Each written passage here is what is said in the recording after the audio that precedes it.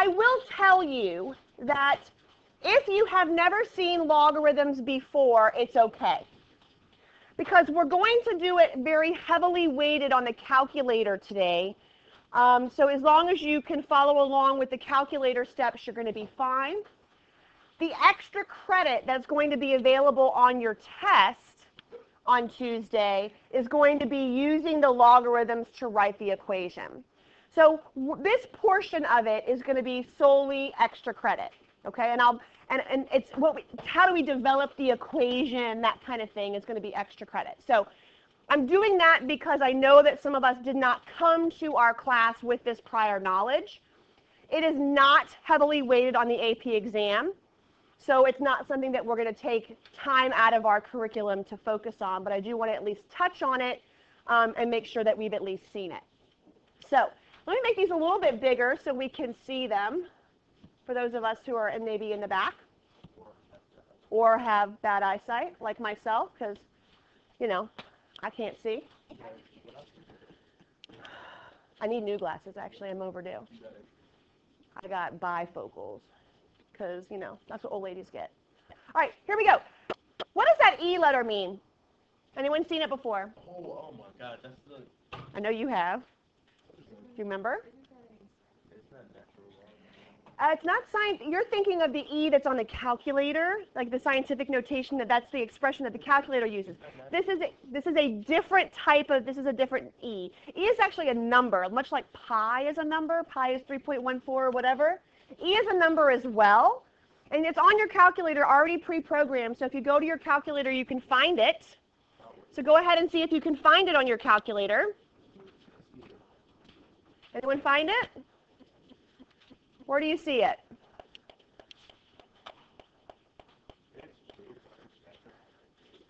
So if you go ahead and find it on your calculator and then you just press enter, you'll see that it's a little bit more than 2, a little more than 2.5, 2.7, is that right?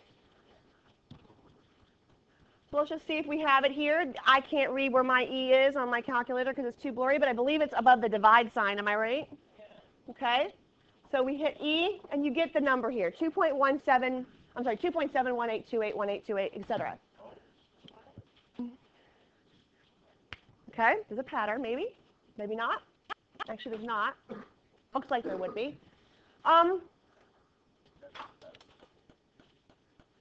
Well, part of it repeats, but not the whole thing, not the whole after the decimal point, right? So it is just a number, just like pi is a number, okay? We have an irrational situation here. So what E is, well, I should say this the other way. Natural log, that's what that ln stands for, is a logarithm that is base E.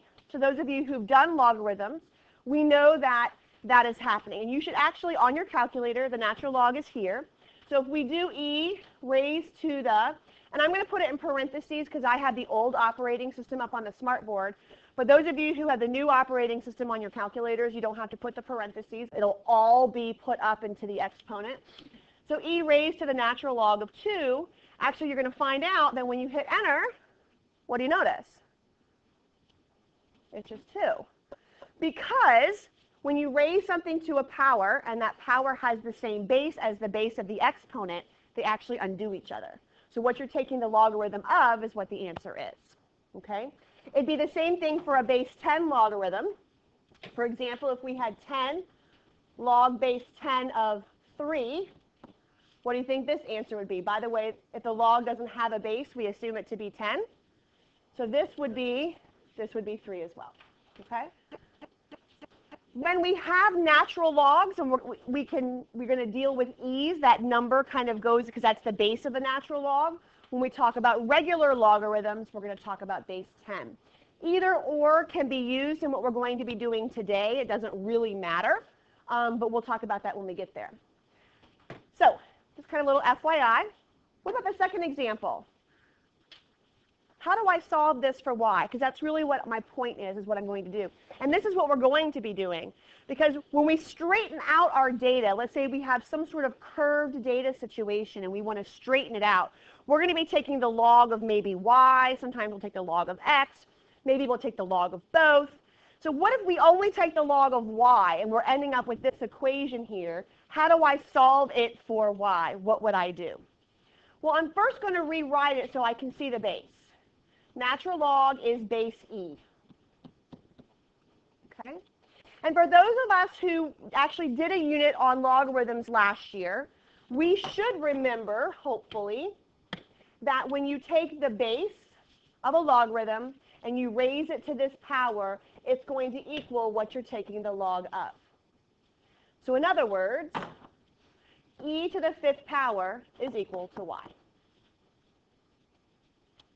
And we know what e to the 5th power is because it's just a number, right? E to the 5th power is, I don't know, 2.71828 to the 5th.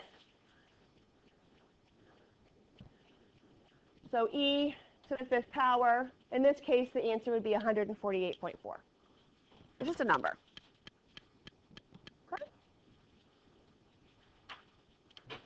So again, if we're trying to solve for a variable in which we have the natural log of that variable or the log of that variable, it doesn't matter what log, what base, you can go ahead and rewrite it in what we call exponential form. Logarithmic form, exponential form. And again, this is a review. If you were not taught this, don't panic. It's going to be extra credit. Okay? The last one here is an exponential equation. It's exponential because where is the variable? In the exponent. That's why it's called exponential. So I need to solve for that. I've got a lot of other numbers that are around. How do I solve for n? What would be the first thing you would do?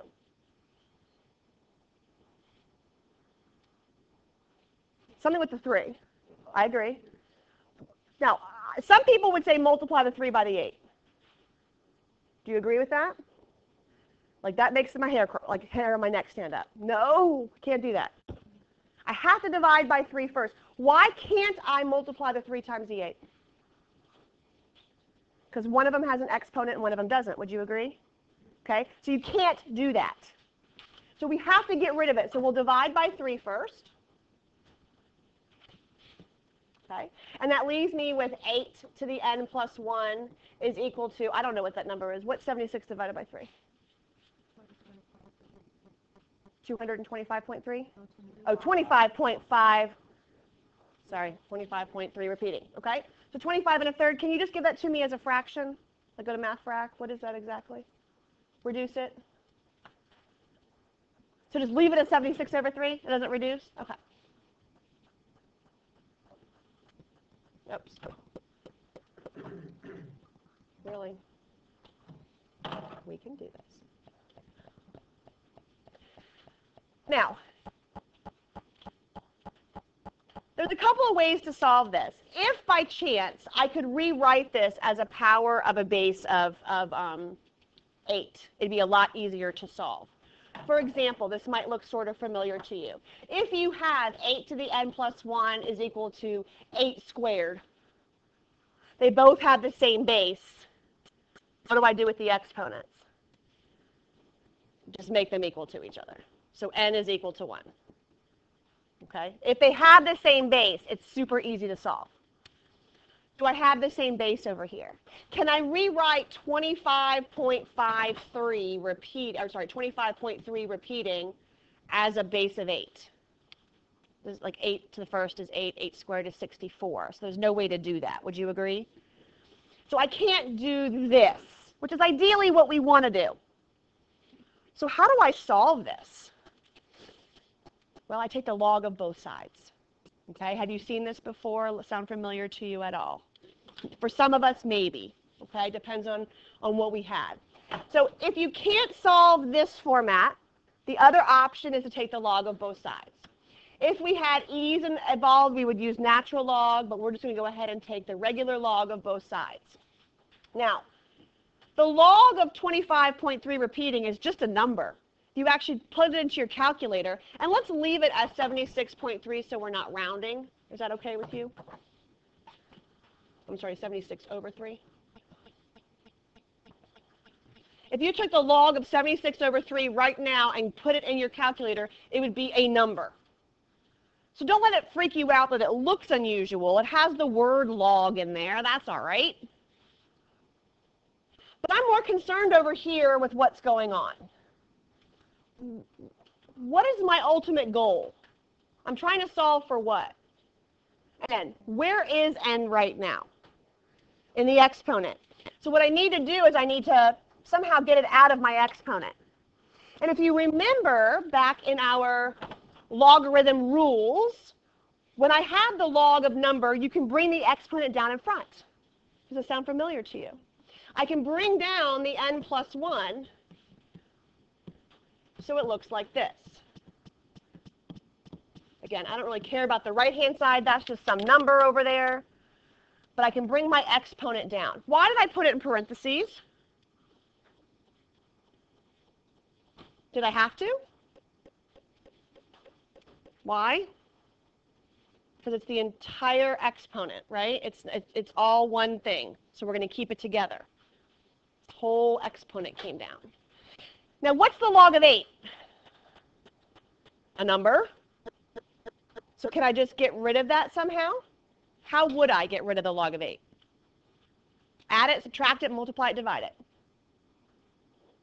Divide. Good job. So we're going to divide both sides by the log of 8. And on the left-hand side, I'm almost have n by itself.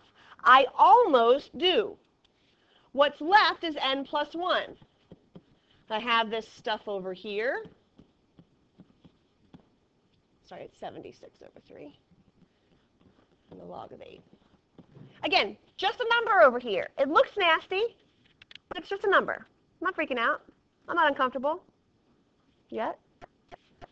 How do I get n by itself? Subtract 1, and then I'm done.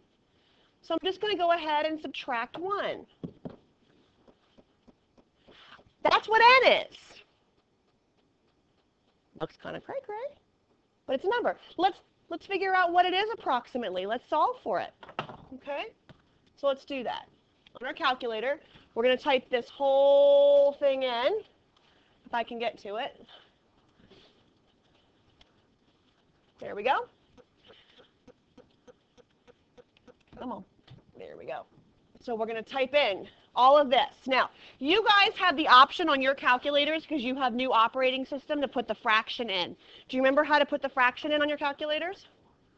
If you go to, I think it's alpha y equals, n/d stands for numerator denominator. My calculator doesn't have that option because I have an old operating system. But if you want to put in this as a fraction, you can. Okay, that'll be all right. I'm just going to type it in like this. So I'm going to say parentheses, this is my numerator, log of 76 divided by 3, close my, not tangent, close my parentheses, that's just my numerator. Now I'm going to divide by, close my parentheses, my denominator, which is the log of 8. The entire denominator is in its own set of parentheses. So I have numerator, divide, and I'm going to press enter. And then I have to do what? Subtract the 1. I like to do the subtract 1. Oops, sorry. It's 0.55. So 1.5543 minus 1. It's not letting me do minus. Minus 1. There we go. So that's going to be my answer. Okay? It's about 0.554.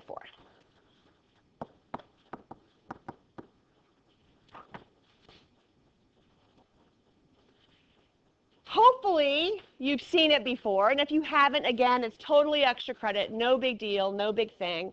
But if you wanted it, you could do it. Okay? Yes, ma'am. Why did you go back to 76? Only because if I did 25.3 here, it'd be a rounded answer, and I don't like to round until the very, very end. So I left it as 76 over 3 so it wouldn't have been rounded. Okay? Yes. In the beginning, yes. Leave it as, because fractions are not rounded, right? Unless you divide them and you get an exact answer, then it's okay to use the decimal. But I don't want you to round anywhere early on because it'll really affect your answer later on. Good questions. Excellent. All right. Okay. So let's keep this to the side for now. And we're now going to kind of come back to bivariate data. That's like a little side route. This is like a, oh, flashback. Do you remember this? We might need this later on. But what we're going to look at here is we're going to look at some information. And this is actually the way it used to be in your textbook, and I'm going to show you how it's now entered in your textbook, but that's fine. There are 4 different associations that we're going to physically talk about in terms of if you have a graph, a scatter plot that I plot, and I look at it. And when we look at scatter plots, we're looking at strength, direction, and form. Would you agree? Strength, we look at correlation. Direction, we look at positive, negative. Form, we look at is it linear. Today, we're going to be looking at all kinds of data sets, or at least one big data set that's not linear. And we want to make it linear, because then we can do some stuff with it. So the 4 kinds that we're going to be talking about specifically are exponential, logarithmic, this is quadratic, and a power. I'll write the word quadratic in here.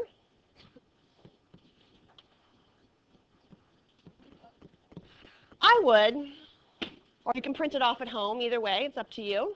These will be online. We have to kind of remember what these graphs look like, okay? What does an exponential graph look like? Well, there's a couple of them. You can have an exponential growth. You could have exponential decay. Think about chemistry, right? Half-life, wasn't that exponential decay? Your carbon dating. Give me some other examples of exponentials that you guys have talked about. The worst thing you ever learned? I heard sig figs was the worst thing you ever learned. Everyone's complaining about sig figs in chemistry.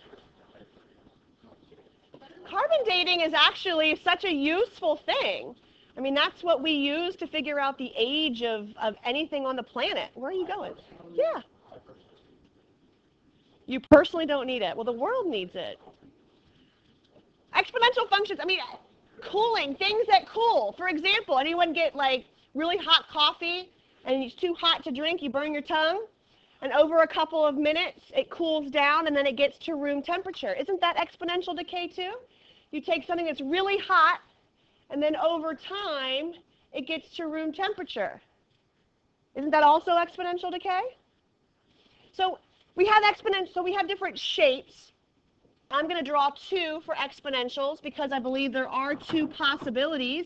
You can have an exponential decay, which looks like this. You can also have exponential growth. Okay, so exponential growth, what things grow exponentially? Give me some examples. How about money? Stock market. Okay? That's exponential growth, compound interest. That means it starts off slow, and then over time it compounds and grows very quickly later on in life. Hopefully in your econ classes you're learning about that, compound interest and growth. You should be. Okay? So you can have exponential decay, and you can have exponential growth. Okay? And I'm just drawing this appearance in the plot because this is what it could possibly look like, okay? We look at the data and you say, well, it could be an exponential. It could be. I don't know. What does a logarithmic graph look like? Those of you who did this in years past, do me a favor. Go to your y equals on your calculator and plug in y equals the log of x and hit graph. Tell me what the shape of that graph looks like.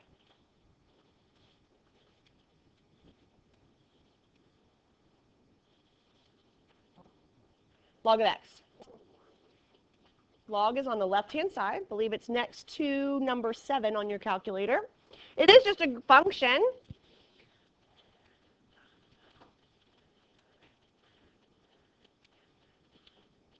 It is just the inverse of the exponential graph. So if we look at the exponential growth function, the logarithmic function is just the inverse of that. Wouldn't you agree? Something along those lines? This is all old stuff from last year and the year before. It's coming back. Algebra truly never goes away. Now, we can flip this. We can do all kinds of transformations to this. So that's one possible appearance. Quadratic, we know what a quadratic function looks like. What does a quadratic function look like? U-shaped, okay? Sometimes we're only talking about 1/2 of a piece of a quadratic function. So if we're just talking about 1/2 rather than the whole U, wouldn't it look like that? Just the right side of a quadratic function? My question to you, and it can be the other way around, it could be flipped. How would I differentiate between this one and this one? They both are going up, right? So sometimes just by the appearance of the plot alone is not enough to tell me if it's going to be exponential or if it's going to be quadratic. We have to do some more investigating to figure out what we're going to do here. The power function it could be a lot of different things. Power just means it's being raised to, it could be a lot of different powers, a third power, fourth power, fifth power, sixth power, okay? Different kind of an equation there. Here's what we're going to do though, okay?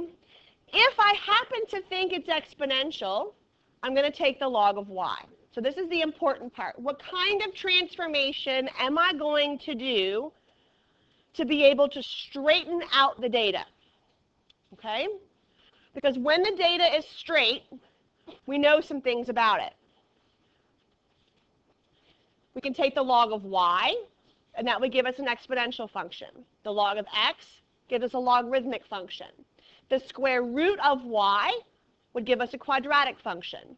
And the log of both x and y gives us a power function. Okay? Now, these are summarized, I think, a little bit better in your textbook, because remember, we got new versions of our book this year. So I'm going to have you guys, I'm going to refer you to page 237 in your textbook, because on page 237, it tells you, if you suspect this, do this. For example, if it says that if you have skewed left distributions, you're going to want to take the square of the data. You're going to want to do quadratic. So it tells you specifically, if things are happening, what to do. It's interesting. Okay? Again, we're not going to spend a whole lot of time on this. I'm not going to do a whole lot of emphasis on it because it's not heavily weighted, but I wanted to at least address it. So we're going to take one data set and we're going to do some transformations to it, and we're going to see what it does. Okay? So I'm going to pause the recording for a second because I have a lot of data for you guys to plug in. Here we go. And I think that's it.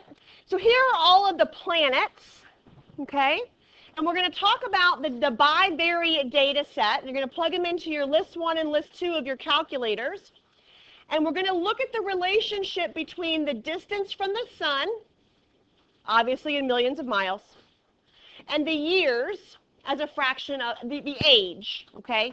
The years of how old it is as a fraction of the Earth years, okay? So we're looking at the distance from the sun and its age, essentially, and we're going to look at this bivariate data set. So I'm going to pause the recording, take a minute, go ahead and plug this information right in to L1 and L2. So I've gone ahead and I've entered in the data into my calculator, which is what I've done here. Again, in our list 1, we have the distance from the sun, and in list 2, we have the age, or the years, how old it is in fraction of the Earth's age.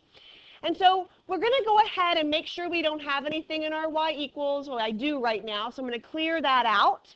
I just want to kind of start with the blank slate. And I'm going to make sure that I adjust my viewing window on my calculator to see it. So how do I do that again? Zoom stat. Very good. So zoom 9. We're going to zoom stat, and I get this picture. Did y'all get similar pictures? Mine looks like it's curving the wrong way.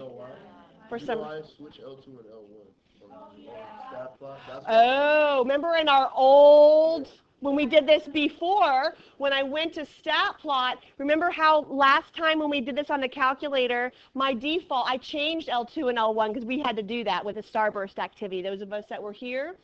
So we need to switch that back. Do you like how I had to put that in there? Those of us that actually came and didn't eat pancakes? All right, so we're going to zoom 9. That looks better, do you think? All right, I agree. Okay, So I have this data, and actually it's kind of interesting because the way I had it graphed before was kind of, well, even now, it looks like there's a little bit of a curve to it. Would you agree? To me, it looks like it's a little curve. I mean, it looks pretty straight. But is a line the best fit for this data? Not really sure. How would I, if I ask you to describe this situation, tell me what you would use? Strength, direction, form. What do I have to do first? Strength. How do I find strength? How do I find R? Stat, calc, number 8, len reg. Okay, so stat, calc, we'll use option 8 for linear regression. It is list 1 to list 2, so we're okay in terms of the default there. Huh. Wow, that's really strong. You know, it's probably going to look different when you do What love? Yes. Yeah. What do you say about strength? Strong. Okay. But when I look at this, doesn't it look like it's curved? So even though that we have a strong correlation, the scatter plot does look curved to me. How would I make sure? What else could I look at to see if it's really linear? A residual plot. So let's just try a residual plot here and see what happens. Who remembers how I can do a residual plot? Because you need to know this for Tuesday. Okay, so if you remember in our stat edit, we have our observed y values in list 2 already. I need to figure out my predicted y values and the residuals. Well, remember how I told you the calculator will automatically put them in there? I just calculated the line of best fit, right? I just did a regression. It's stored in my calculator. So it's going to use the regression associated with both of these to come up with the residuals. The residuals are in second stat, which is list, option 7. And so it's going to put them in. Remember, it's just the observed minus the predicted values. And we're going to hit enter. Those are the residuals. I have some positive values and some negative values. I expected that, right? To me, those residuals look kind of big, okay? So maybe that's a red flag. I don't know. How do I make a residual plot? If I go to stat plot, I want to graph a residual plot. It's not L1 versus L2. L1, it's still X values, but now it's wherever my residuals happen to be, I put them in L3. Do you agree? Here? So it's going to be your X values versus your residuals. And in this case, it was L3. Joe, are you doing this too? So I've got it on. I'm going to graph it. I'm going to rezoom my stat. I'm going to readjust my window to see what's happening. Ooh. What does that tell me? It's not linear. I had a strong correlation. The scatter plot looked relatively linear, did have a little bit of a curve to it, but what does the residual plot tell me? It is not linear. Would you agree with that? Even with the 0.98 correlation, folks. So correlation in and of itself doesn't tell the whole story, does it? It's one piece of the story, but not the whole thing. So I know for a fact this data is not linear. Okay, so I'm going to, what, baby? We all are in agreement that the data is not linear. Would you agree? Okay. So because of that, I'm going to go ahead, just so y'all know. And I'm going to clear out my list 3. I really don't need those residuals anymore, just because I used them to determine that the data wasn't linear. I made a residual plot. It was very clear to me, based on that very patterned residual plot, that the data wasn't linear. So I'm back to just my X and Y values. If the data is not linear, which we've made that determination, in order to describe the data set with the correct form, I have to decide, is it exponential? Is it quadratic? Is it logarithmic? What is it? Okay? So we're going to take, if you remember, if you look back at the chart I gave you, we can take the log of X, the log of Y, or the log of both to determine what's happening. Would you agree with that? As one of the options.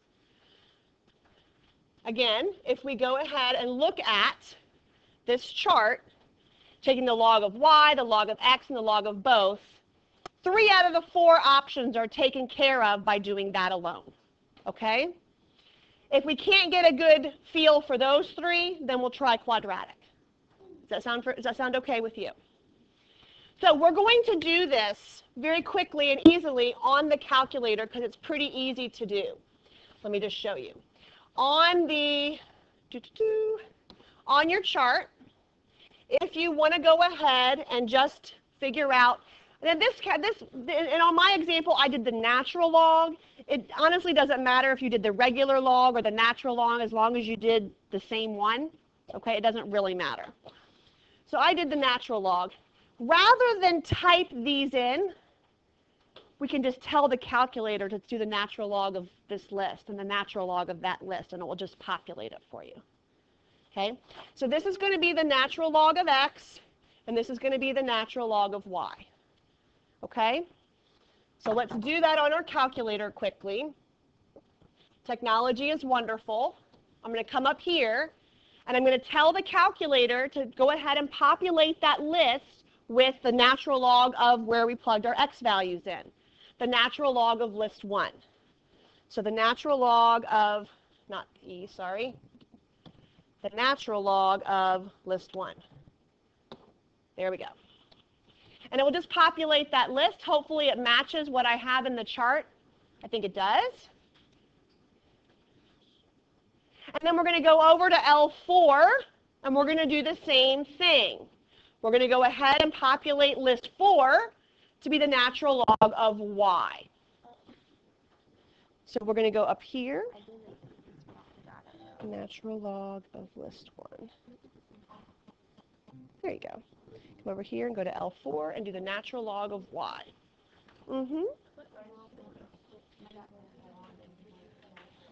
Not L1, the natural log of 1. So you forgot that part. Natural log of list 1.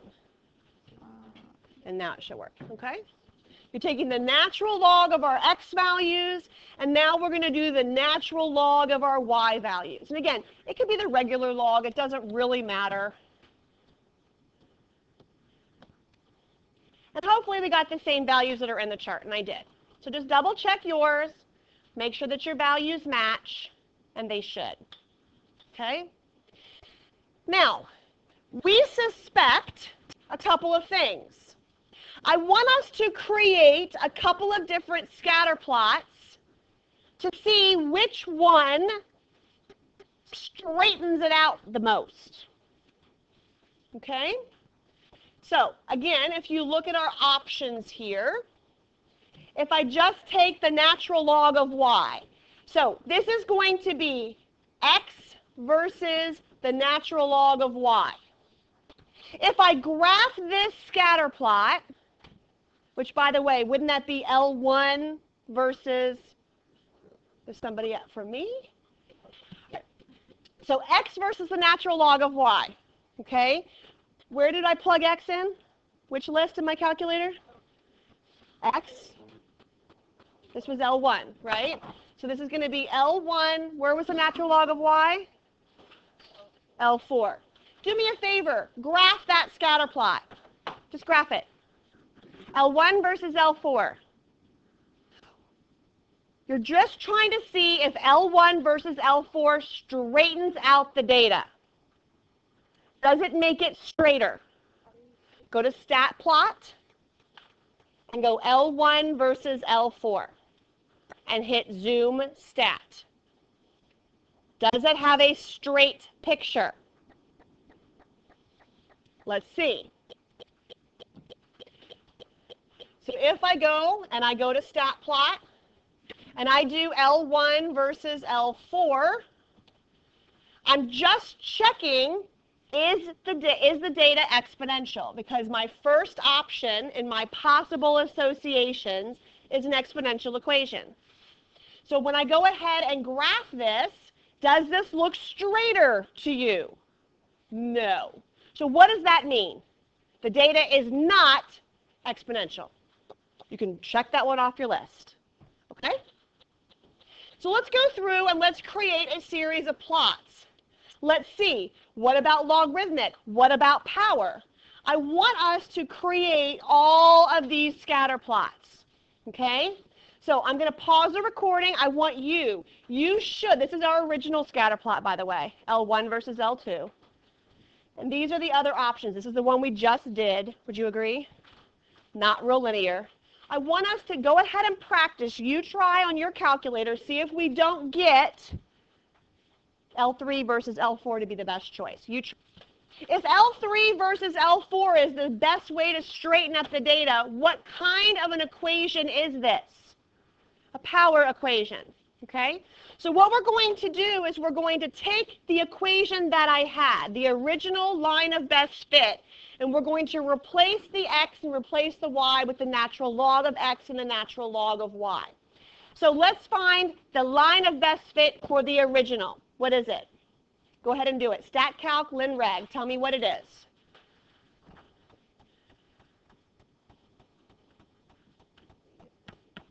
Y hat equals what? Option 8. Negative 12.56. The original one. Y hat equals, I'm just looking at it loses here, minus 0.06. What is it,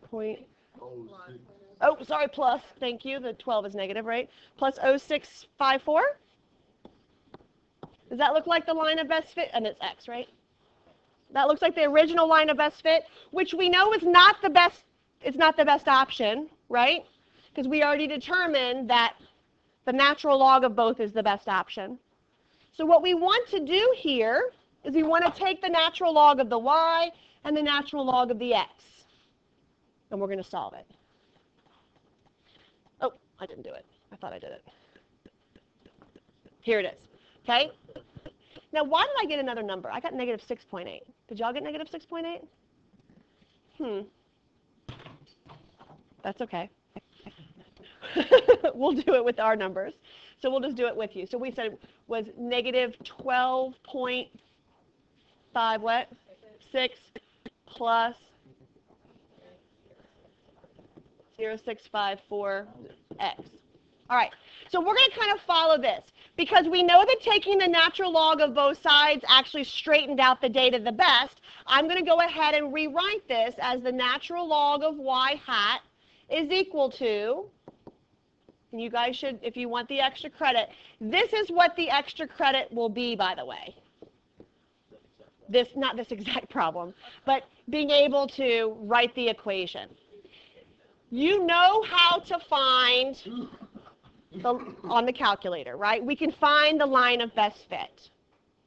My thing is can you take the line of best fit and transform it to a power equation? This is the extra credit part, okay? Again, this is the extra credit part. Again, this is the extra credit part. Hey, Joe, what is this? There you go, up top. All right, we're good. Yes, love? Turn off the light? Yes, ma'am. All right, so I've got to be able to solve for y. Remember back at the very beginning of class when I had the natural log of y, what did I rewrite that as? Log base e of y, remember that? And so I know that if this is log base e, then I can say e raised to this whole power, kind of like I did here. Okay? So I will rewrite this. I'm just going to rewrite it down here so I have some room. So I have e, well, y hat is equal to, raised to this whole mess.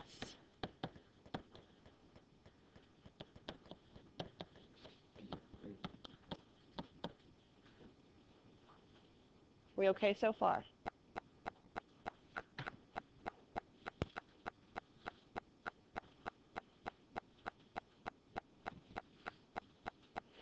Now, I know it's a power equation, which means that's not how this looks.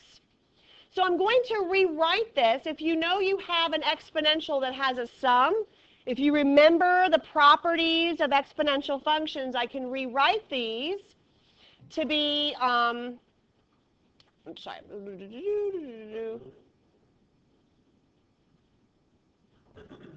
sorry. This is going to be the natural log of x raised to the 0.065. I'm going to put this up as a power. Are we okay with that part? It's going to do a couple of steps here. We still have our e. It's still in the exponent. Now I'm going to break it down so it's no longer in the exponent. Because if I have the power of the logarithms at the top, I can re-break them down as a product. So e to the negative 12.56, my recording here, times x, remember this is going to be e raised to the base e, and this is also, well, let me just rewrite this so we're not confused. So this is going to be, am I confusing you? Okay, okay. Is it because you don't know logarithms? Okay. It's extra credit, so I'm just going to, all right, I'm just going to show you. It's, anyway, the point is that it just becomes, x to the 0.065. If you just want to know the pattern, it's fine. The natural log, the base e, this e, they undo each other. Okay, e raised to a base e. So I have a number, again, e raised to any number is just a number, and then I have x to a power. That is called a power equation. So this would be the power equation. Do me a favor, type this equation on top of, go to y equals, on the scatter plot that you currently have that straightened out the data, and see if that doesn't actually work. Go back to L1, L2. So we're going to graph stat plot L1, L2, because we're trying to see if this equation fits the data the best. Okay, so L1, L2, and we're going to graph, go back to zoom stat. We have that curved data. Does this particular equation fit it the best? And let's see if it does. It should. Yep, I'm just scrolling it up here so we can see. Maybe. There we go. So in theory, this should go right on top of it. Let's see if it does. To raise to the negative 12.56 times x raised to the 0.065. And let's see what happens. Did it go on top of the data pretty well? Let's see if it does. Something happened. It should show up right on top of there. Did I plug in the numbers? I plugged in the x. Remember how I said the other one was the other numbers? I wonder if we did something wrong. Did y'all get the negative 12 too? You all got that? I'm not sure why it's not coming up on top of there, to be honest with you. Out of curiosity, just to see if I maybe did something incorrect with my calculations. Let's just see real quick. Enter. Oh, I have to type something in, sorry. Let's see if this one comes up.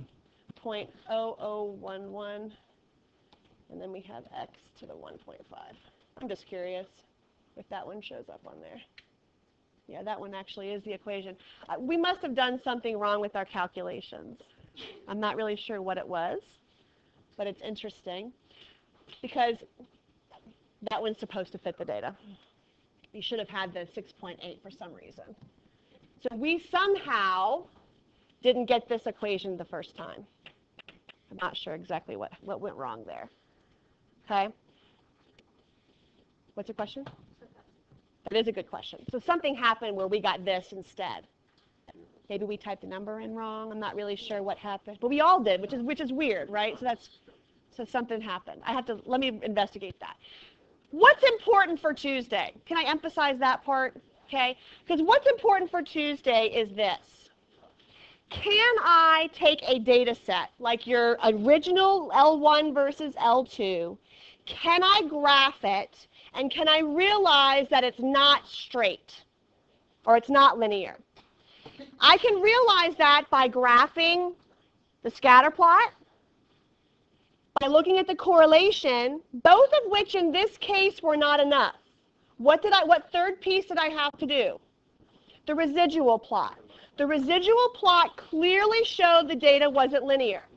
Then I had to go through and figure out which one of these it was. Now, if I know it's going to be if I try all these different things and I think that power is the best, your calculator actually does a power equation. Okay? So if you go ahead and go clear and you go to Stat Calc, if you scroll down, power is one of the options. It's down here. So if I hit enter here, notice the numbers that come up, 0.001, right, and 1.5. Weren't those the original ones that I had that worked? So I'm not sure what we did wrong. But notice R. What do you notice about R? A lot stronger, wouldn't you say? Okay? And that's why we know that that's the right fit. Okay? So you can come up with the equation that way as well. So go through your options, decide, and again, on page 237, it's going to tell us what options you have. What should you do?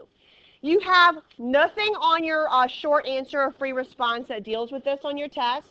You probably have one multiple choice question, and it might say, if the appearance of the plot looks like this, what kind of association is it? Do you think that it's exponential, logarithmic, or power? That's all I've ever seen on an AP exam that's been released. Okay, nothing more than that. So that's the emphasis. That's what I want you to do. Again, for extra credit on your test, you might have to do something along these lines. I'll leave this here. I'm still not sure why we don't have the correct number there. Yes, you figured it out. Luz figured it out. What did we do wrong? We have to change it to L3 and L4. And it was at L2 and L1. We didn't, when we did our linear regression, we have to find the line of best fit between L3 and L4, not L1 and L2. She's exactly right. Let me show you real quick. We're doing okay on time. If we go here, Stat Calc, Lin Reg, L3, comma, L4, I bet you we get the other numbers. Negative 6.8, 1.5. Right? Isn't that the numbers that we got? Negative 6.8, 1.5. So that was my mistake. Thank you, Luz. Gold star, extra credit for you today. Okay, excellent. So let's talk about what's on the test. You have two options. Today we're going to, during Flex, we're going to look at the online stuff. We're going to sign up for that so you have an idea of what I'm talking about. This is option 2. It's one or the other. If you don't want to do the online test, I do suggest it because I did pick some of the exam or your test questions from the online stuff. So I do suggest that being an option for review, but you also have textbook options if you want. Okay, so one of these two is your review for the test that's going to be on Tuesday. I will also be after school on Monday. If you decide that you want some extra help or you want to work on some of these, you want to look at some of these, that's totally fine. If you want to maybe go to a computer lab and you want to actually work on the online assessment, I'm fine with that too on Monday after school. Okay, so we can look at those options.